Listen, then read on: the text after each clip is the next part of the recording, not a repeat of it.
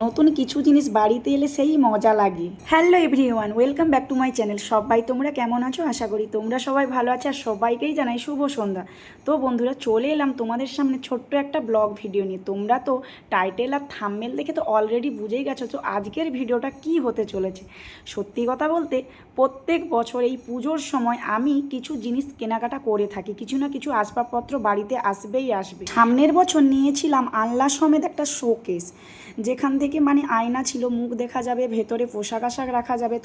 তোমাদের সাথে শেয়ার করব। তো চলো, বর্তমানে কিন্তু আমি একটা মনের মতো একটা ড্রেসিং টেবিল অর্ডার করেছিলাম। সত্যি কথা বলতে ড্রেসিং টেবিলটার অনেক কিন্তু দাম নিয়েছে, এখানে আমি দামটা বললাম না। যাই হোক, সত্যি কথা বলতে একটা মেয়ের স্বপ্ন থাকে বিয়ের পরেই ড্রেসিং টেবিল হবে, সাজুকুজু করবে সামনে বসে। তো সেই স্বপ্নটা কিন্তু আমার বিয়ের পর পূরণ হয়নি। আমার বিয়ের পর তো আমার একটা মাথা গোজার মতন ঠাঁই ছিল না, তোমাদের দাদাভাইয়ের ছিল একটা ছোট্ট মাটির বাড়ি, সেটাতেই কোনোভাবে 3টা বছর কাটিয়েছিলাম। তারপর তোমাদের দাদাভাইয়ের আমরা দুজনে মিলে মোটামুটি একটা হলঘর বাড়ি বানিয়েছিলাম। যাই হোক, মোটামুটি এই জায়গাটাকে আসতে ডেভেলপ করতে অনেকটা টাইম লেগে গেছে। জিরো থেকে হিরো হওয়ার গল্প তো মোয়ের অনেকেই জানো, অনেকেই জানো না। যাই হোক, ফাইনালি কিন্তু কি বলবো, নিজের মনের ইচ্ছাটা কিভাবে নিজেকেই পূরণ করতে হয় সেটা নিজের স্বপ্ন শুধু দেখলে হয় না, স্বপ্ন এমন দেখো যেই স্বপ্ন তোমাকে ঘুমোতে দেবে না, তাড়া করবে। ফাইনালি কিন্তু আমি আমার মনের মতন একটা ড্রেসিং টেবিল বানাতে পেরেছি, যেখানে শুধু আমার সাজগুজ এর জিনিসপত্র থাকবে, আমার মেকআপের জিনিসপত্র।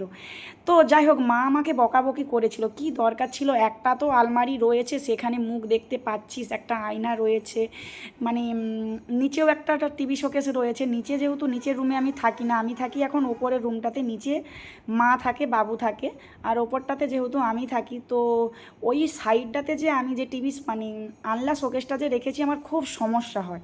সেই কারণে নতুন একটা ড্রেসিং টেবিল অর্ডার করলাম, যেটার মধ্যে আমার A to Z জিনিস আমি রাখতে পারবো।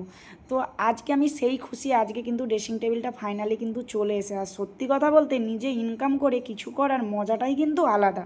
তো বন্ধুরা, ড্রেসিং টেবিলের শখ কাদের কাদের আছে বলো তো? আমার তো ভাই দীর্ঘ বছরের স্বপ্ন ছিল, যেটা বললেই চলে। অনেকেদের কাছে এটা কোনো ব্যাপার নয়, কিন্তু আমার কাছে ভাই আমার কাছে এটা অনেক বড় পাওয়া। যাই হোক, ফাইনালি কিন্তু আমি আমার স্বপ্নটা, এই ছোটো ছোটো স্বপ্নগুলো কিন্তু পূরণ করতে পারাটা আমার কাছে অনেক খুশির।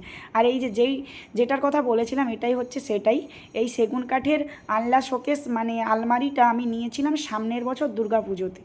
যাই হোক, এটাও কিন্তু একদম সুন্দর। আর আমি সত্যি কথা বলতে কাঠের জিনিসগুলোই পছন্দ করি। আমাকে বলেছিল যে স্টিলের জিনিসপত্র নিতে, আমার স্টিলের জিনিসপত্রগুলো আমার খুব একটা ভালো লাগে না। তো বন্ধুরা, যাই হোক, আমার ড্রেসিং টেবিলটা তোমাদের কেমন লেগেছে অবশ্যই কমেন্ট করে জানিও।